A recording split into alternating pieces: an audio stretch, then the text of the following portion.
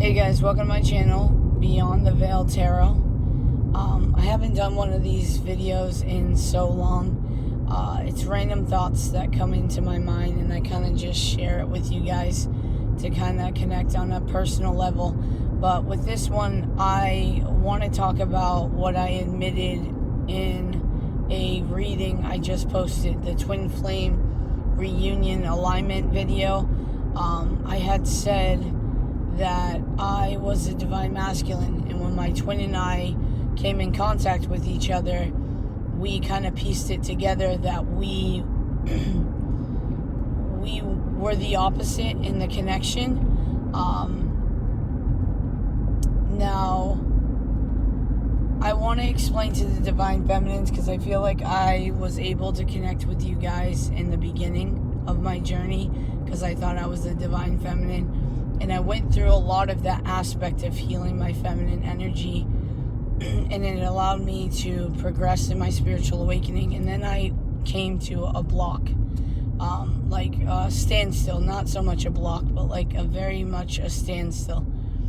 And I feel like it was to allow my twin to come in contact with me. I just saw 1, 2, 3. But it was weird the way we came together, and I'll explain it in further videos. But I just want to explain to you the aspect of what the divine masculine goes through. Like at this very moment in time for me, it's almost uncontrollable. 144. It's almost uncontrollable for the divine masculines, because I've never felt this. Like when I was sitting in feminine energy, I didn't feel this, but it's almost like I have to convince myself that I won't screw up. Like I won't run away. I won't do any of this stuff. But you're being constantly reminded by God, by the universe, whatever you believe in, that your divine feminine is basically the shit. Like she's on a pedestal, or he's on a pedestal. It doesn't matter. There's no gender in this, but to the point where it's almost like God shoves the divine masculine down to a rock bottom. So everything around them is turning into chaos. Like family, friends, their whole life, their job, like everything is crumbling them down. And at the same time, God is reminding you that your divine feminine is a goddess. Like no joke. It's everywhere you turn, it's like, don't screw up. You need to recognize who she is, that kind of thing. And it puts the fear in divine masculines. And like I said, when I was sitting in feminine energy, I never felt this way. Like me naturally as a person, I don't put people on a pedestal. I don't feel the way that I feel about my twin. And it's not just love, it's like admiration. You know, like she's my literal muse. Everything I write about is about her. Everything I listen to, like every love song, is about her.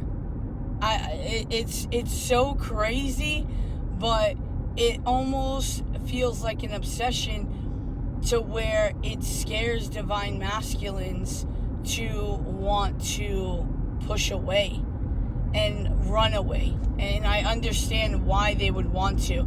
And I promised my twin that I would never do it. So I keep telling myself, you know, I'm not going to run away. Like, I will not do it. I will figure out a way to do what I have to do. But the thing is, though, at the same note, I'm also being constantly reminded, you got to continue your healing. You can't just stay dormant and allow her to stay stagnant. And that's why even sometimes when she talks about like nourishing this connection, I actually told her, because I pulled a card about it, and I actually told her, I was like, no, this has to do with nurturing yourself.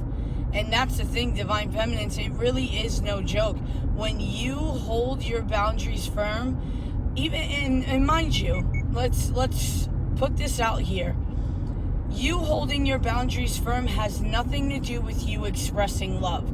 Because my divine feminine, my twin, she expresses her love, but she holds her boundaries very firm with me. And the energy of my masculine energy respects her feminine energy so much that it makes me want her more. And I don't mean that in a sexual way. I mean that like on an emotional level, an intimate level.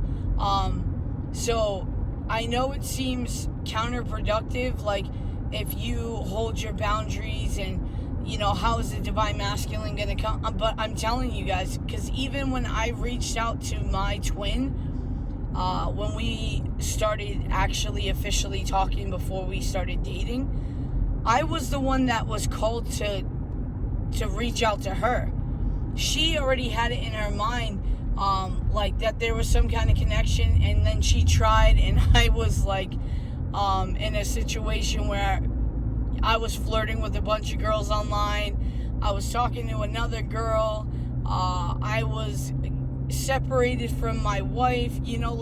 I was a whole construction zone. I wasn't even a red flag. It was a whole construction zone. And she was like, nah, that's too much. I don't know what's going on, God. You got it wrong. It was like that. But I was called to just randomly like check on her. And I remember scrolling up and down, and I'm like, Monica, just message this chick. Like, it's not a big deal. Why are you overthinking this? Because at the time, I didn't realize she was my twin. She didn't realize I was her twin either. We believed we had other twin flames, but we know now they were just catalysts to bring us together to be able to heal. And because I was always told that I had a person that was going to come, but I had to reach a certain frequency before I was allowed to interact with her, which should have been a clear sign that she was the divine feminine and I wasn't, but I was blind. But again, don't be too hard on yourselves though, divine masculines, because you're meant to be blind. You are meant not to see things. It's the same thing with my karmic relationship, my marriage.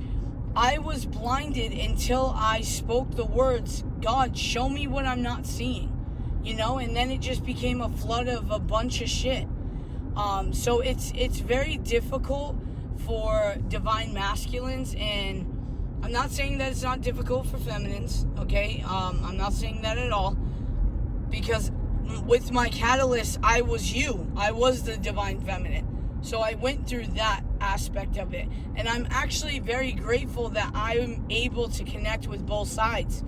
When it comes to the divine masculines now, I want to start making it a lot easier for divine masculines to get help. Because I've been talking to my twin on and off, and I tell her, I'm like, when it comes to the internet, tarot readings, all of this, divine masculines get shit on. We don't actually get help. There's a lot of divine masculines out there that have no idea about spirituality, and yet divine feminines are so upset, but there's no help. It's all about divine feminines. And mind you, don't get me wrong, there is divine masculine channels out there, but I kind of want to get some guidance, not just, hey, let me get some oracle cards and this is messages from your divine masculine and then I'll explain a little. Like, I don't want to just do that. I want to explain to divine feminines as well, this is what's going on. Me as a person would normally not act like this, but I'm almost forced to put my divine feminine on a pedestal and be on that rock bottom until I heal inside myself, where I come up from the rebel, from the dirt and the ground and the rocks over me, and like rise up. So it's like that rise of the phoenix, but like for divine masculines, it's like, it gives me Archangel Michael vibes. It's that warrior spirit. It's literally rising when you've been hit. And the thing about it is, the healing for divine masculines is 10 times faster than divine feminines. Divine feminine sometimes is very prolonged, but with divine masculines, they get hit with everything all at once, and I can testify to that. It's a lot going on in my life right now, and it's not just me, it's other divine masculines as well. So just stand in your divine feminine energy. I'm telling you, like, when you express your emotions to your divine masculine, that's not what I mean by putting your boundaries up. You can still express your emotions, but be firm on what you will and will not accept. For my divine feminine, she wasn't okay with the fact that I was still married. So even though we're in contact, we're not together anymore, you know? But we're aware of the twin flame dynamic, and we're aware that we can help each other. So don't think it's all doom and gloom. You can come out of the rebel divine masculines and divine feminines. You help them by standing in your feminine energy and allowing your divine masculine to feel that. Your level of surrender sends a transmission to them, like an energy shift to them of pursuing.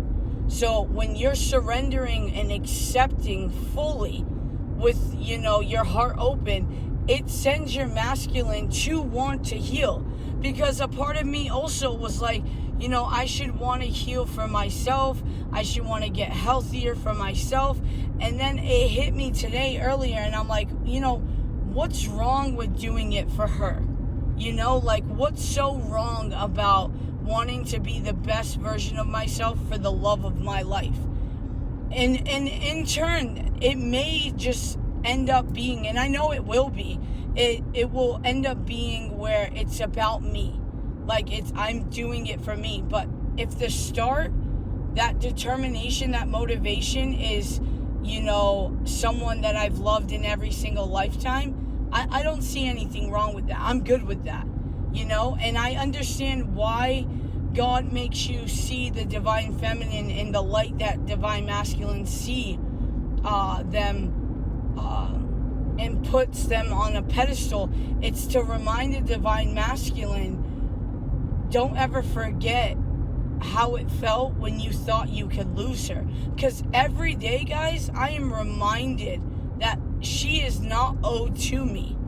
You know, like, it is something I have to earn. And that energy will level out. And it doesn't mean, divine masculines, that divine feminines don't see your worth. It's not about that. It's the fact that you need to see your worth within yourself. And in turn, she'll feel that shift. And it will be an automatic thing where you guys just flow in and out of each other energetically, you know? But it's honestly, it's a beautiful connection when you think about it like that. And the unconditional love just becomes a natural thing eventually.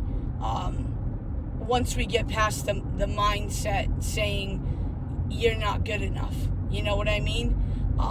But yeah, I want to keep this short. I just wanted to give you a brief little overview of what your divine masculines might be going through. It's a lot of energy and a lot of things all at once. But divine feminine, stay in your grace, you know, stay in your feminine energy. Continue to surrender for yourself, okay? You can always, you know, like I said before in other readings, you don't want to be in waiting energy, but you can leave the light on for your divine masculine. But make sure you lock the door. Let them earn that key before they unlock it. You know what I'm saying? And you're the key to their lock, their heart, you know? And there's nothing wrong with them earning you. Stand in your worth. All right, guys, 1414. Peace.